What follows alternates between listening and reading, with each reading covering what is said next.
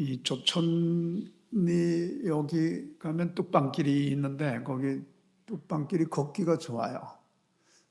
특히 그 봄 되면은 벚꽃으로 그냥 뒤덮여가지고 참 꽃향기도 좋고 좋잖아요. 근데 최근에 보면은 이제 흔히 낙엽이라고 하는 그 정말 가을을 상징하는 컬러풀한 잎사귀들이 막 쏟아져가지고 이렇게 바람에 휩쓸리는 그런 굉장히 낭만적인데, 며칠 전에는 가보니까 진짜 마지막 잎새처럼 그냥 겨우 힘겹게 매달려 있는 잎사귀 몇 개만 있고 이제 없더라고요. 그래서 이게 가을이 시작됐나 싶었는데 가을이 다 가버렸어요. 그러면서 조금 마음에 쓸쓸함도 생기고 그랬는데, 가만히 반추해 보니까 우리 인생도 그런 것 같아요.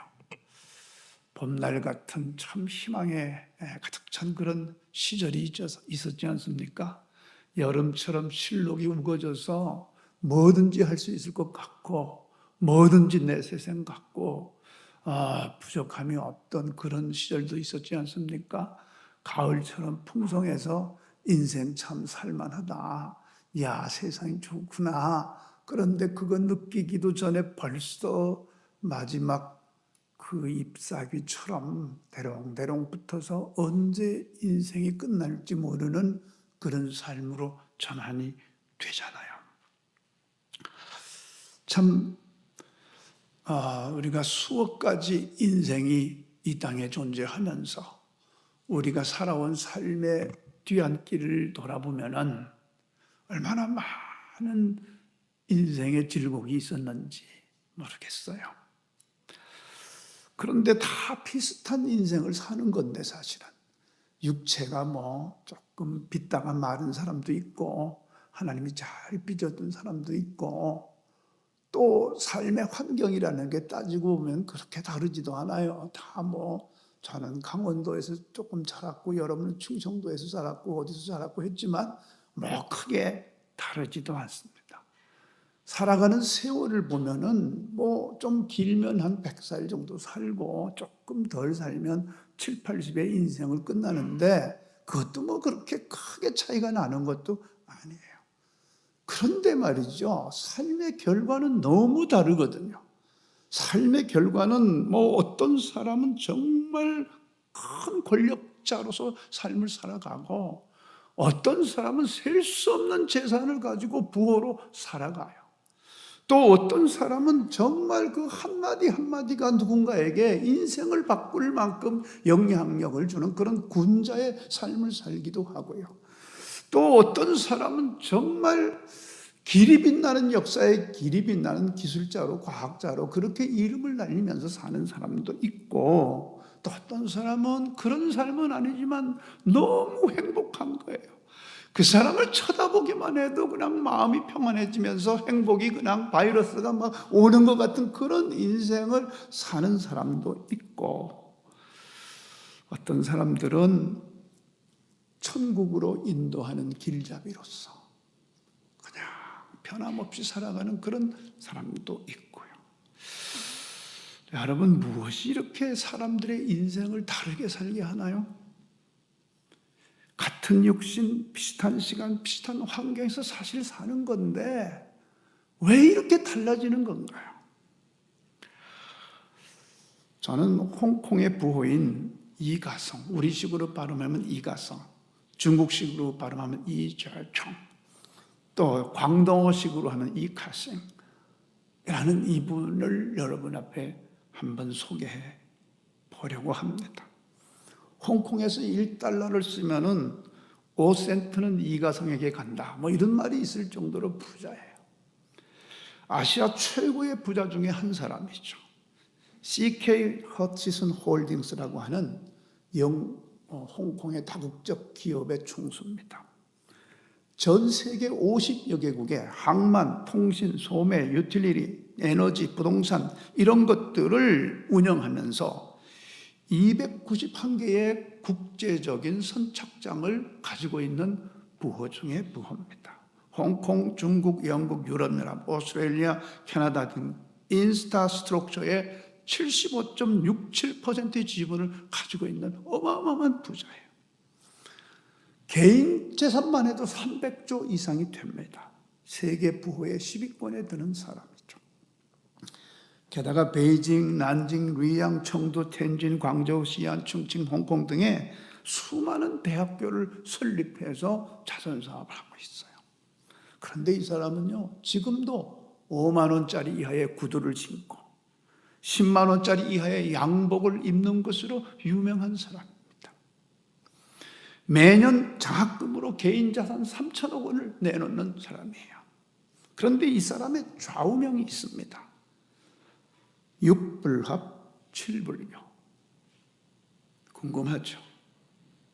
6종류의 사람과는 동업하지 말고 7종류의 사람과는 사귀지 말라.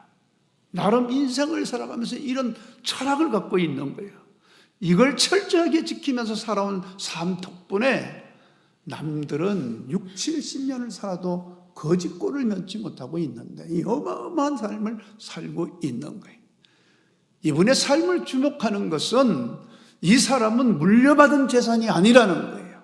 똑같이 우리처럼 어린 시절에 죽도록 고생을 했고 삶의 죽을 고비를 몇 번씩 넘기면서 이렇게 자수성가하여 이루었다는 점에서 우리가 오늘 이 사람의 인생을 얘기해 보는 것입니다. 6불합, 동업하지 말아야 될 사람. 첫 번째, 개인 욕심이 너무 강한 사람과는 동업하지 말라. 다 서로 이용하려고 들잖아요. 또 어리숙한 사람 누구 하나 이용해 먹고 기뻐하잖아요. 그런 사람하고는 동업하지 마라.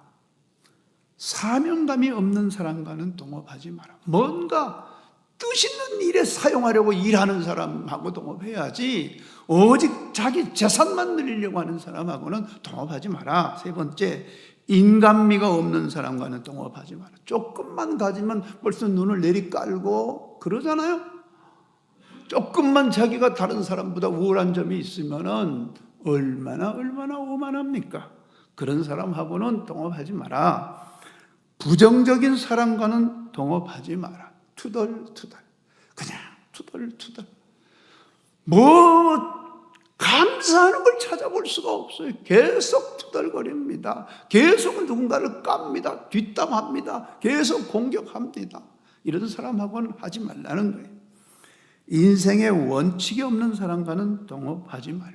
그때 달라요. 그때 말하는 게 달라요. 어제는 이래서 그랬다더니 오늘은 저래서 그렇대요. 이런 사람들하고는 동업하지 말라. 여섯 번째, 감사할 줄 모르는 사람과는 동업하지 말라. 대부분의 사람들은 서운한 것만 생각합니다. 정말 한 1000가지는 잘해주는데 겨우 한 가지 서운하게 했는데 그것만 붙잡고 늘어져요. 1000가지 잘해준 건 아예 생각지도 않습니다. 이런 사람하고는 동업하지 말라는 거예요. 그 다음, 사귀지 말아야 될 사람은 첫째, 불효하는 놈과는 사귀지 마라. 부모에 대해서 생각하지 않는 사람하고는 아예 사귀지 말라는 거예요. 사람에게 각박하게 구는 사람과는 사귀지 말라. 있는 놈이 더하네, 믿는 놈이 더하네, 이런 소리 있잖아요. 그런 사람들하고는 아예 사귀지 마라. 시시콜콜 따지는 사람과는 사귀지 말라. 뭐가 그렇게 똑똑한지, 뭐가 그렇게 잘났는지 시시콜콜 따져드는 사람들 많잖아요. 그런 사람하고는 아예 사귀지 말아라. 받기만 하고 주지 않는 사람은 사귀지 말라. 그래도 한 5번 얻어먹었으면 한 번 정도는 사야지. 왜요? 찔립니까? 네. 그게 좀 자기도 좀 사는 맛이 있어야지. 그냥 여기저기 다니면서 그냥 얻어먹으려면 하고 이런 사람 사귀지 말라. 또 아부 잘하는 사람과 사귀지 말라. 되지도 않는 말로 그냥 칭찬을 해가면서 다 알아요. 저 사람이 내 마음 훔치려고 저런 말 하는 건 모르는 줄 알아요. 다 알아요. 여러분, 그런 칭찬 100번 해도 소용없습니다. 진짜 관심을 가지고 그 사람이 진짜 잘한 거를 관심을 가지고 들추어내서 정말 감명받았어요. 이렇게 할 때 감동이 있는 거지. 저희 그냥 입 바른 소리 해가면서 내 마음 훔치려고 하는 거 왜 모르겠어요. 10대 때나 20대 때나 그렇게 넘어가는 거지. 인생 좀 살아보면 저놈이 나를 훌기고 홀리려고 저렇게 한다. 다 알아요. 그런 사람 사귀지 말라. 권력자 앞에 원칙 없이 구는 자들 사귀지 말라. 동정심이 없는 사람과는 사귀지 말라.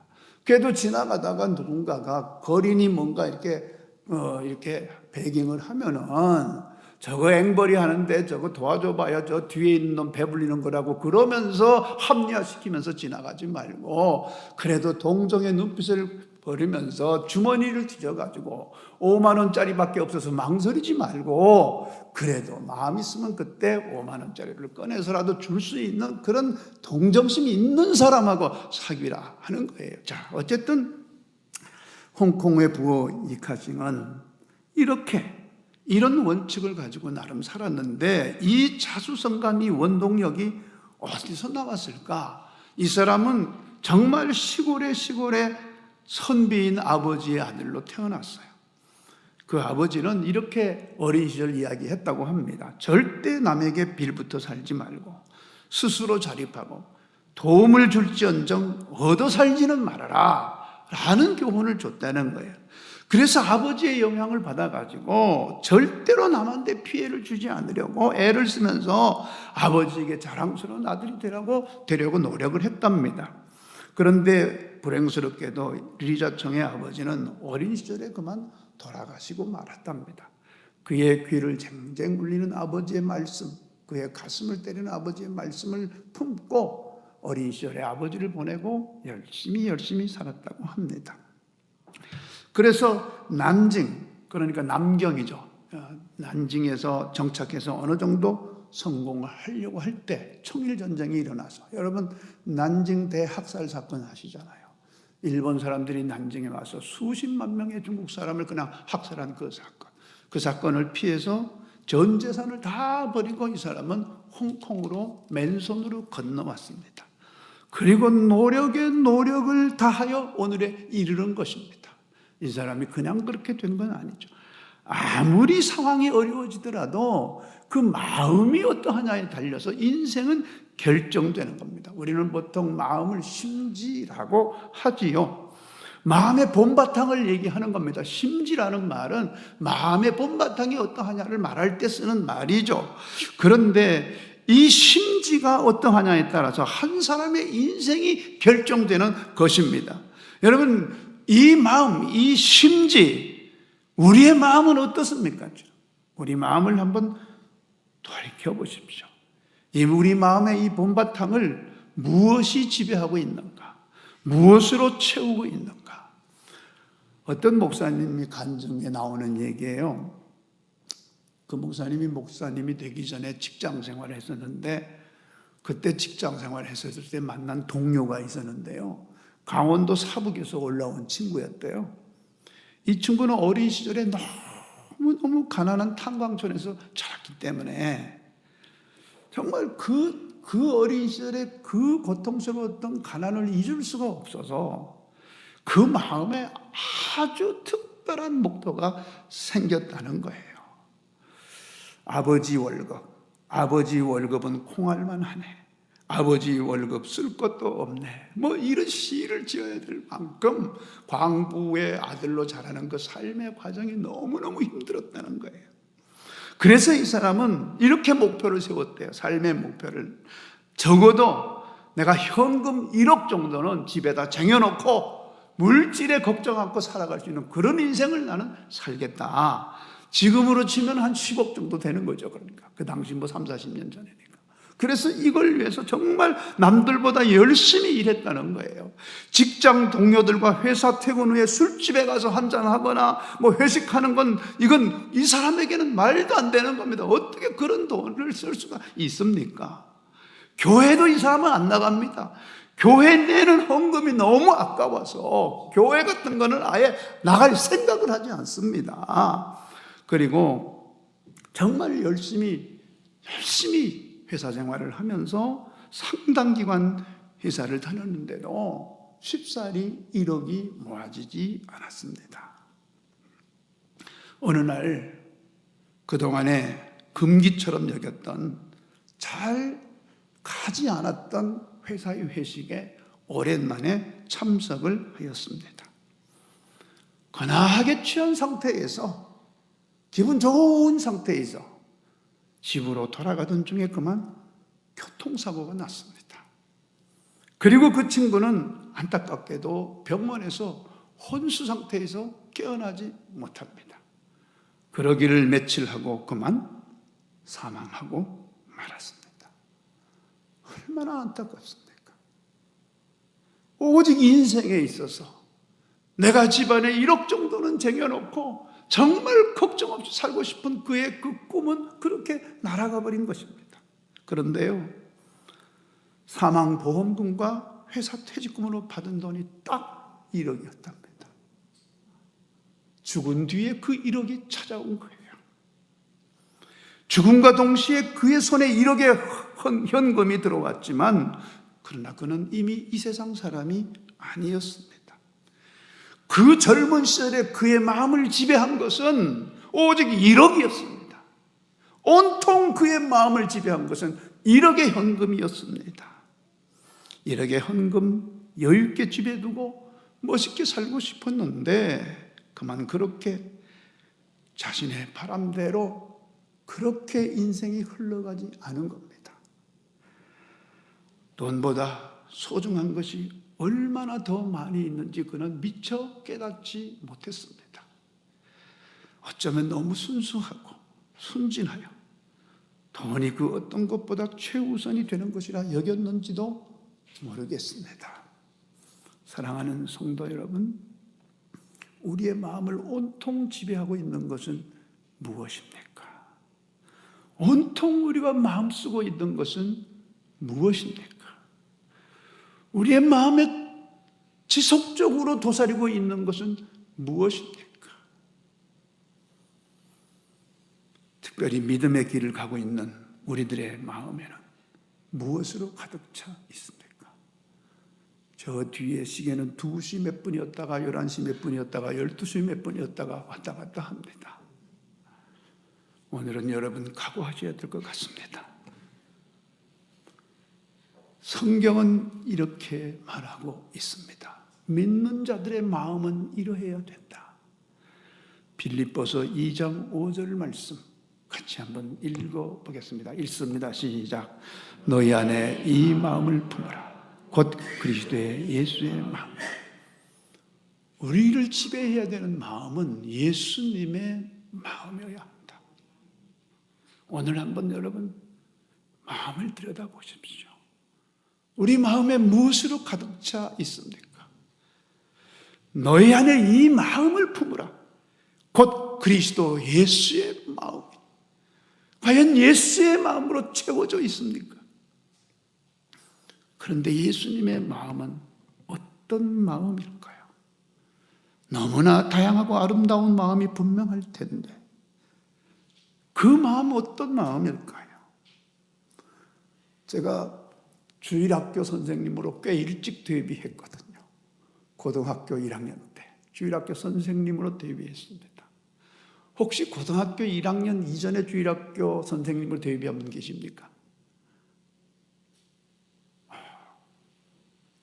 꽤 괜찮은 사람이네요, 제가. 그때 아이들과 같이 불렀던 찬송이 생각나는 게 있어요. 예수님 마음 담고 싶어요. 예수님 마음 담고 싶어요. 예수님 마음 담고 싶어요. 예수님 마음 담고 싶어요. 이게 전부 다예요. 애들이 그냥 하면서 불렀던 그런 기억이 있습니다. 이미 하나님께서는 어린 시절부터 예수님 마음만 닮아라고 말씀해 주셨는데 가만히 들여다보니까 예수님이 제 마음에서 저쪽에 가서 요즘 아이들 쓰는 말로 짜져 계시더라고요. 부끄러워요. 오 주여 나의 마음이 주께로 정해졌으니 나는 주 찬양하리라. 깨어라 나의 영혼아, 비파와 수금 들어라. 이 새벽에 내가 찬양하리라. 내 안에 가득 찬 예수님을 온갖 것을 다 동원시켜서 찬양하는 그 모습이 아닌 것 같더라고요. 우리 찬송가 잘 부르는 455장 그 찬양 중에도 주님의 마음을 본받는 자, 그 마음의 평강이 찾아오면 주님의 마음을 본받아 살면서 그 거룩하신 나도 이루리. 예수님의 마음으로 가득 차지 않으면은 그 거룩하심을 이룰 수가 없다는 거예요. 빌립보서 4장 7절에 보면 그리하면 모든 지각에 뛰어난 하나님의 평강이 그리스도 예수 안에서 너희 마음과 생각을 지키시리라. 누군가는 우리 생각을 노리고 있는 거예요. 누군가는 우리 생각을 훔치려고 계속해서 공략을 하는 거예요. 그런데 그때 예수님께서 우리 마음의 중심에 계시면은 우리의 생각과 마음과 생각을 주님이 지키실 거라는 거예요. 마귀가 예수님을 팔려는 배신의 생각을 유다에게 넣어주었습니다. 마귀가 벌써 시몬의 아들 가룟 유다의 마음에 예수를 팔려는 생각을 넣었다고 되어 있습니다. 마귀는 끊임없이 우리의 마음을 공략합니다. 계속해서 공략합니다. 마가복음 16장 14절 우리 한번 같이 읽어보겠습니다.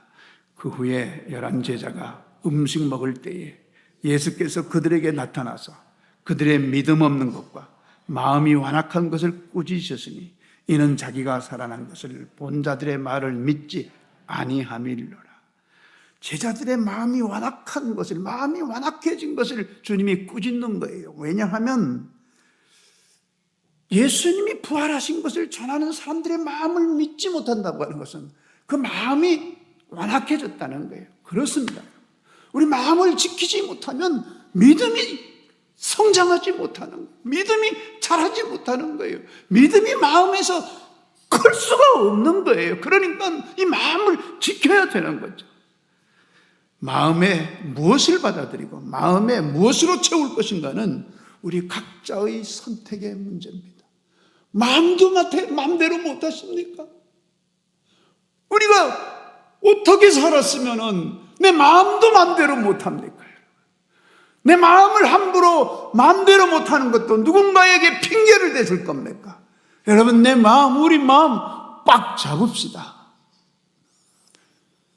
그렇다면 여러분, 예수님의 마음을 품으라고 하는데 예수님의 마음은 어떤 마음이었을까요?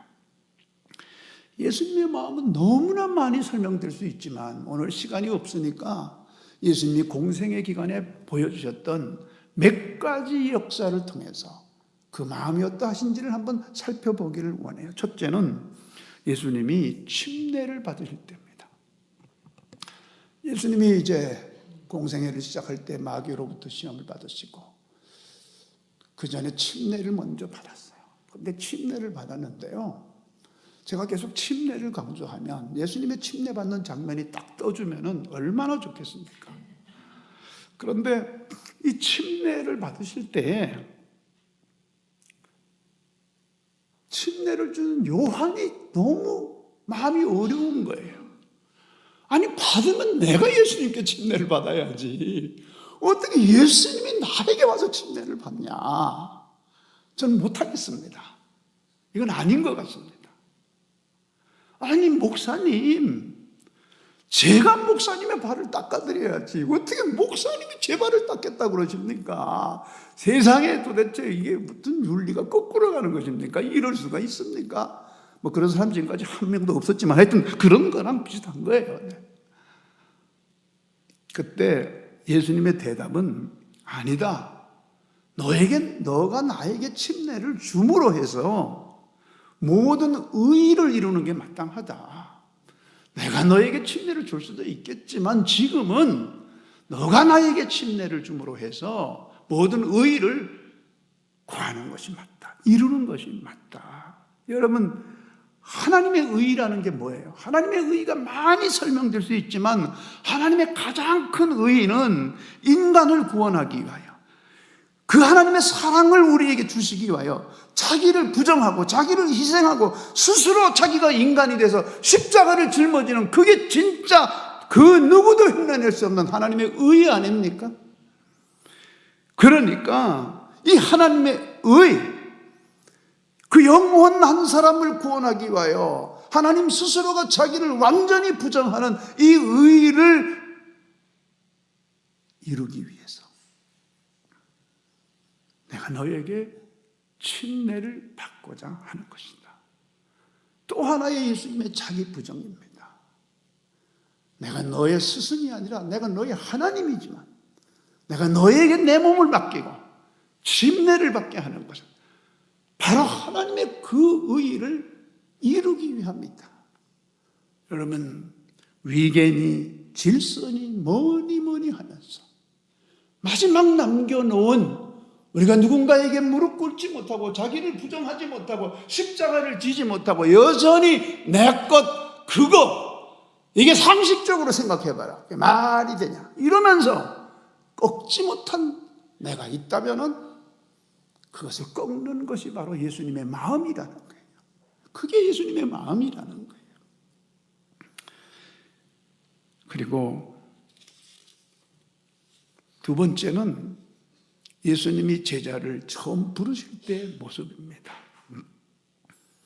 마태복음 4장 18절로 20절 말씀 한번 같이 읽어볼까요? 읽습니다. 시작.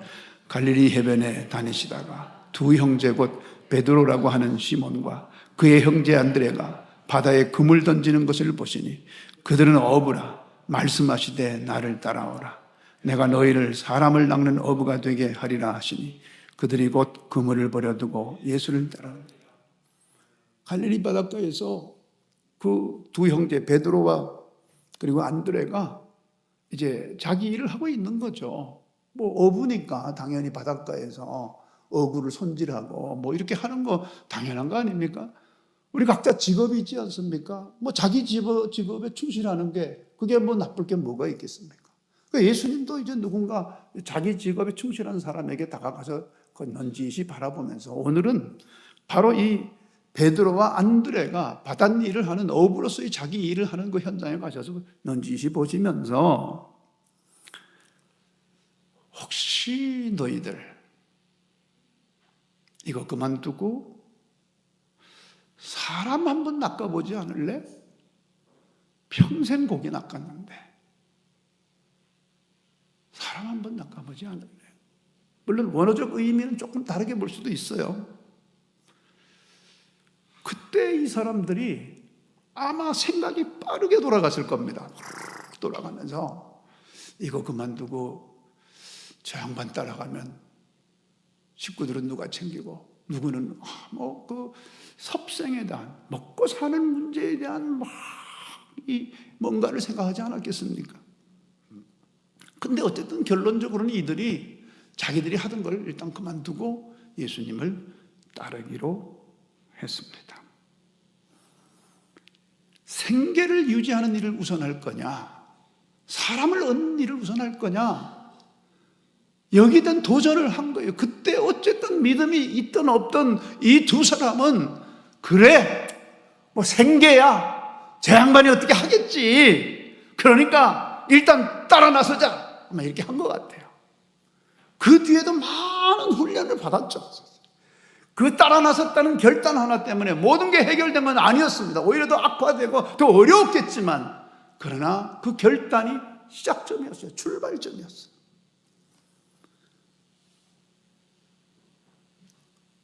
온통 사람의 영혼을 하나님께로 인도하는 그 마음으로 가득 찬 것이 바로 예수님이셨어요. 어디 가서 바라볼 때 저 양반이 저렇게 자기 일에 충실하고 있는데 저 충실하게 일하는 저 모습으로 사람을 주님께로 인도하는 일에 관심을 가지면 얼마나 좋을까 하는 그 마음으로 바라보는 거죠. 우리들 마음에도 이것으로 가득 찰 수 있기를 주님의 이름으로 축복합니다. 누가복음 15장 7절 말씀 우리 같이 한번 읽어보겠습니다. 읽습니다. 시작. 내가 너희에게 이르노니 이와 같이 죄인 한 사람이 회개하면 하늘에서는 회개할 것이 없는 의인 99으로 말미암아 기뻐하는 것보다 더하리라. 이미 구원받은 사람들을 바라볼 때에 얻는 기쁨보다는 아직 구원받지 못한 그 누군가가 주님께로 돌아왔을 때 그 기쁨이 더 크다는 거예요. 온통 거기에 마음이 가 있다는 뜻인 거죠. 또 비슷한 구절인데요. 누가복음 10장 20절 말씀 같이 또 읽어볼까 있습니다. 시작. 그러나 귀신들이 너희에게 항복하는 것으로 기뻐하지 말. 너희 이름이 하늘에 기록된 것으로 기뻐하라 하시니라. 제가 한 번씩 간증했습니다만은 인도네시아에 한 20년 됐네요. 20년 더 넘었네요. 25년 됐네요. 인도네시아에 우연히 학교에 대한 정보를 수집하러 갔다가 선교사님하고 같이 선교지에서 이제 졸지에 부흥 강사가 돼가지고 그래서 귀신 들린 여인에게 기도하는 기회가 생겼잖아요. 그때 제 속으로 아니 선교사야 속으로 이러면 네가 해야지 왜 나를 시키냐 이런 거를. 지가 선교사면 이런 데서 자기가 그런 걸 해야지. 나는 전혀 준비가 안 된 사람에게 이런 걸 시키냐. 그런데 이미 맞닥뜨려진 상황인 거예요. 피할 수가 없어요. 정말 하나님 앞에 죄송했습니다. 그때 죄송합니다. 이런 일이 있을 줄 알았으면 미리 금식도 좀 하고 새벽기도 매일 다니고 이렇게 좀 영적으로 준비 딱 해가지고 이때 그냥 자신감 넘치게 예수 이름으로 명하니 물러갈 딱 하면은 와 하고 얼마나 멋진 장면이에요. 근데 그게 준비가 안 된 상태에서 이런 상황에 맞닥뜨리니까 정말 억지 춘향을 하는 것처럼. 그래서 그냥 죄송합니다. 진짜 죽여주시옵소서. 그렇지만 이번에 좀 한번 좀 이런 마음으로 이제 이런 것도 없어요. 그걸 할 용기도 없고 정말 간절한 마음으로 기도했는데 귀신 들린 여인이 그냥 주저앉아 버리고 풀렸던 눈이 돌아오고 아픔을 물고 하는 과정이 있는 걸 보고 안도와 더불어 너무 진짜 기뻤어요. 다행이다. 뒤늦게 바람이 들어가지고 그날 저는 호텔에 가서 막 기도하면서 찬양하면서 네. 그 다음에 더 많은 귀신 들린 여인들이 왔었죠. 그렇습니다. 그런데 주님께서는 말씀하시기를 귀신들이 너희에게 항복하는 것을 기뻐하지 말고 너희의 이름이 하늘에 기록된 것으로 기뻐해야 된다. 그것과는 비교할 것 없이 한 영혼이 주님께로 돌아오는 것은 이토록 중요한 것이다. 그러니까 예수님 마음에는 온통 그 마음으로 가득 차 있었다는 것입니다. 세 번째는 목자 없는 양과 같은 그 영혼들. 마태복음 9장 35절로 38절에 보면은 모든 병과 모든 약한 것을 고치시니라. 무리를 보시고 불쌍히 여기시니 이는 그들이 목자 없는 양과 같이 고생하며 기진함이라. 예수님은 사람들을 볼 때에 영적인 안목으로 보는 거예요. 그가 아무리 호의호식하고 권력자의 위치에 있고 큰 부자의 위치에 있다 할지라도 그의 영혼이 어떠한가를 보는 거예요.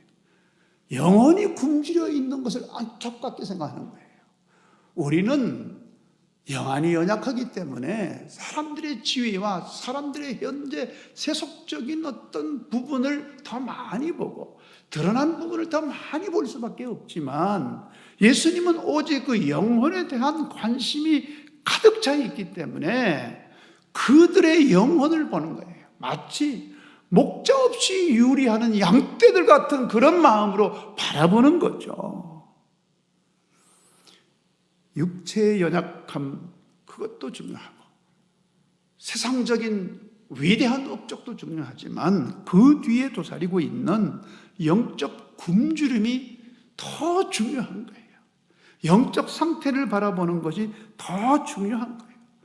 그래서 주님께서는 내가 이들의 영혼을 위하여 진짜 선한 목자가 되어야 되겠다. 진짜 어지신 목자가 되어야 되겠다. 이미 구원받은 여러분이요, 여러분도 진짜 목자가 되십시오.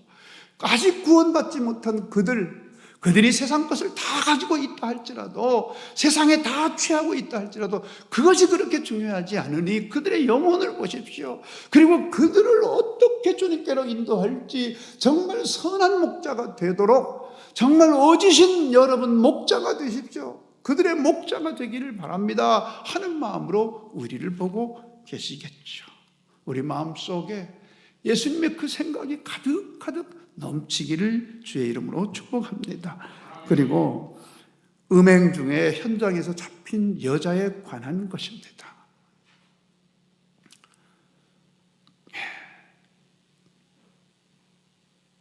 이 모습을 보고 여러분 상상할 겁니다. 요한복음 8장 3절로 12절에 나와 있는 내용입니다. 음행 중에 잡힌 여자가 있었습니다. 가늠하다가 현장에서 잡혔습니다. 사람들이 소리칩니다. 보시오, 이 여자를 보시오.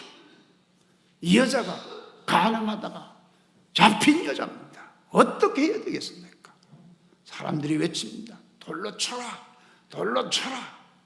모세의 율법대로 해야 된다. 여자는 어쩔 줄을 모릅니다. 감히 고개를 들지 못합니다. 여자는 알고 있습니다.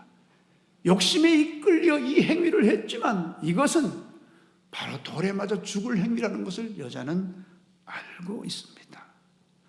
그리고 예수에게 말합니다. 청중들이 말합니다. 율법에는 이런 여자는 돌로 쳐서 죽이라 하였는데 당신 어떻게 할 겁니까? 그때 예수님께서는 몸을 굽히셔서 손가락으로 무엇인가 땅에 썼다고 되어 있습니다. 그리고 이렇게 말씀하십니다. 너희 중에 죄 없는 자가 먼저 돌로 치라. 그리고 다시 몸을 굽혀서 무엇인가 썼다고 합니다. 성경에는 무슨 말씀을 썼는지 밝혀지지 않고 있습니다. 그냥 썼다고만 되어 있습니다. 근데 이 말씀을 듣고 사람들이 가책을 느끼기 시작했다고 되어 있습니다. 뭔가 가책을 느끼고 들었던 돌을 하나씩 넣고 그리고 돌아갔다고 합니다. 마지막에 이 예수님과 이 여인만 남아 있습니다. 여인은 죽기를 각오했는데 아직 살아있는 자신의 모습에 흠칫 놀랬을 수도 있습니다. 그때 이 여인을 보고 주님이 이렇게 말씀을 하십니다. 여자여, 너를 고발하던 그들이 어디에 있느냐? 너를 정죄한 자들이 이제 없느니라. 이 여자가 대답합니다. 주여, 그렇습니다. 없나이다. 그때 예수님께서 다시 이 여자에게 말합니다. 나도 너를 정죄하지 않겠다. 그러나 가서 다시는 죄를 범하지 말아라. 다시 기회를 준 겁니다. 근데 사람들이 궁금해졌어요. 도대체 뭐라고 쓰셨을까? 더 궁금해진 겁니다. 다음 주에 퀴즈 하나 중에 무엇이라고 썼을까요? 많은 성서학자들이 이렇게 얘기하더라고요. 너희 중에 죄 없는 자가 먼저 돌로 치라 아마 이 말씀을 글로 썼을 것이다. 아마 그런데 이것을 헬라어로 보면 이렇게 풀이해야 마땅하다. 너희 중에 죄의 욕망이 없는 자가 있다면 돌로 쳐라. 사람들은 죄에 대한 그 인식이 다르기 때문에 어떤 사람은 이걸 죄라고 생각하지만 어떤 사람은 죄라고 생각하지 않잖아요. 그러니까 죄 지은 적이 없는 사람 돌로 치라 이렇게 했기보다는 죄에 대한 욕망이 없는 사람은 돌로 쳐라 이렇게 했을 것이다. 그래서 그 얘기를 듣고 다 자기를 돌아보게 되었을 것이다. 예수님의 마음은 누군가를 지적하고 정죄하기 전에 자신을 먼저 돌아보기를 바라는 마음이 가득 찼고 그것을 요구하는 마음이 가득 찼을 것이다. 예수님의 마음은 무언가를 볼 때 그 사람을 정죄하기보다는 먼저 자신을 돌아보기를 요구하시는 마음으로 가득 찼을 것이다. 우리 마음속에도 이것으로 가득 차기를 주의 이름으로 축원합니다. 언제까지 하실 건가 여러분 궁금하시죠? 2개도 남았습니다. 또 하나는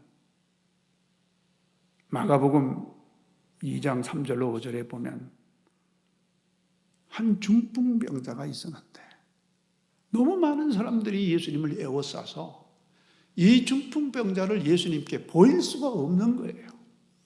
그래서 친구들이 모의를 했습니다. 야, 방법이 하나 있다.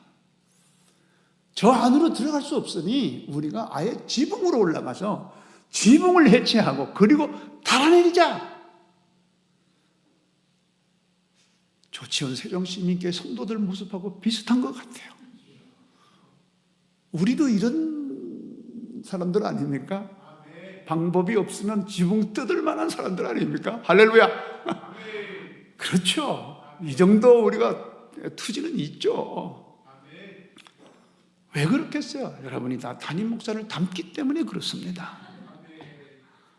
그래서 이 친구들이 어떻게 방법을 못 찾으니까 그냥 지붕에 올라가가지고 막 뜯는 거예요. 아마 제가 보기에 최진희 집사님 막 소리치면서 올라가 막 그랬을 것 같고, 또 우리 또 소리는 없지만 실천가 있는 우리 변 장로님, 최 장로님 막 이런 장로님들이 그냥 막 올라가가지고 메고 올라가가지고 막 이렇게 귀퉁이에다 막 밧줄을 메고 해가지고 조금 내려가 하나 둘 조금만 더 그러면서 막 이렇게 했을 거예요.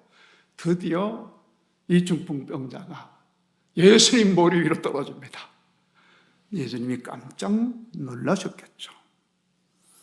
그리고 예수님께서 마가복음 2장 5절에 보면 예수께서 그들의 믿음을 보시고 중풍병자의 믿음을 본 게 아니고 누구?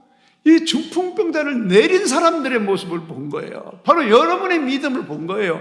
그리고 그 중풍병자에게 작은 자야 내 죄사함을 받았느니라 하고 선포를 하시는 거예요. 예수님은 어떻게든지 살려보려고 하는 사람들, 어떻게든지 도와보려고 하는 사람들, 어떻게든지 마음을 합해서 뭔가 해보려고 하는 사람들 그 마음 곁에 계신 거예요. 여러분, 우리 어떻게든지 해봅시다. 할렐루야. 아이고 이제 틀렸네. 저 사람들 다 해치고 어떻게야. 이렇게 포기하지 말고 뜯어 올라가. 이렇게 할 수 있는, 우리 절대 포기하지 말고 어떻게든 이 사람을 도와보려고 하는 그 공동체에 예수님의 마음이 함께하는 것입니다. 그 예수님의 마음 오늘 우리와 함께 계실 줄로 믿습니다. 그리고 마지막, 예수님이 십자가에 지시기 전에 겟세마나에 가서 기도하실 때 그 예수님의 모습입니다. 나의 원대로 하지 마옵시고 아버지의 원대로 하옵소서. 베드로와 세베대의 2 아들을 데리고 가서 고민하면서 기도합니다. 내가 기도할 테니 너희들 그냥 좀 앉아 있어. 자, 예수님은 기도하는데 제자들은 그냥 앉아 있는 거예요. 그것도 잘한 거예요, 사실. 그러니까 여러분, 기도가 안 되는데 그래서 난 기도 못하겠다 이렇게 지레 포기하지 마시고 그냥 기도의 자리에 나와서 졸더라도 앉아있기를 주의 이름으로 축복합니다. 여기서 우리가 좀 약한 대목이죠. 한 번 더 할까요? 여러분, 기도가 잘 안 되더라도 기도의 자리 근처에 앉아있기라도 하시길 주의 이름으로 축복합니다. 그리고 거기서 예수님이 기도를 합니다. 정말 기도를 합니다. 그러면서 그 기도의 핵심은 무엇이냐면은 나의 원대로 마옵시고 아버지의 원대로 하옵소서. 이게 핵심이에요. 이 기도를 3번씩이나 하셨대요. 가서 기도하시고 돌아와 보니까 제자들이 또 자고 있고, 그래도 또 가서 기도하고 또 자고 있고, 가보니까 또 이렇게 3번씩. 그러니까 제일 기도를 힘들게 하는 사람이 누구냐? 열심히 기도할 때 그냥 자고 있는 사람들. 운전할 때 옆에서 자는 사람이랑 별반 다르지 않죠. 그렇지만 그것 때문에 포기하면 안 된다는 거예요. 그럼에도 불구하고 예수님 포기하지 않고 저의 원대로 마옵시고 아버지의 원대로 하는 것. 그러니까 주님의 마음에는 저의 원대로 마옵시고 아버지의 원대로 하시라고 하는 이 마음이 가득 찬 거예요. 오직 아버지의 원대로 하십시오. 우리의 마음 무엇이 지배하고 있습니까? 복음이 없는 사람들도 선한 뜻이 그 가슴에 가득 차 있으면 이 가신 같은 그런 재벌이 나옵니다. 복음이 없는데도 불구하고요. 그렇다면 여러분, 우리는 하나님의 뜻을 품고 있다면 우리의 마음이 어떠하냐에 따라서 하나님이 얼마나 크게 사용하시겠습니까? 제가 최근에 이제 정부에서도 돈을 줄 것 같지 않고 출산율은 떨어져서 아이들은 또 많이 올 것 같지 않고 이 어마어마한 축복을 주셔서 하나님이 거의 1,000억에 가까운 것을 쏟아부어서 하나님이 학교를 만드셨는데 이게 그냥 무너지는 거 이거 있을 수가 없다. 그런 생각이 막 들지 않습니까? 그런데 많은 고민을 했어요. 근데 최근에 너무 아프잖아요. 저는 아프면 안 되는데. 하나님, 안 아프게 해주세요. 그리고 한 20년은 더 살아야 됩니다. 적어도. 하나님이 저에게 자꾸 질문하는 것. 그래, 한 20년 더 살게 해주면 뭐 할 건데? 저도요, KFC를 67세에 창업에서 성공시킨 샌더스 같이 되고 싶어요. 늦었지만 이 모든 걸 살릴 수 있도록 주님이 좀 주십시오. 그래서 얼마 동안 살게 해주면 되겠냐? 최소한 김창훈 장로님만큼은 살아야 되겠습니다. 진짜예요, 장로님. 그러면 제가 뭔가 좀 해보고 후회 없이 가겠습니다. 우리 마음의 거룩한 뜻으로 채워야 되죠. 너 왜 살려고 하는데 할 때 제 마음 보십시오. 저 이렇게 살고 싶습니다. 이 마음으로 살고 싶습니다. 라고 할 수 있다면 우리 하나님께서 우리에게 주실 겁니다. 그렇게 살게 하실 겁니다. 오늘 우리의 마음, 예수님의 마음 돌아보시면서 그 예수님의 마음으로 가득 채우시기를 주님의 이름으로 축복합니다.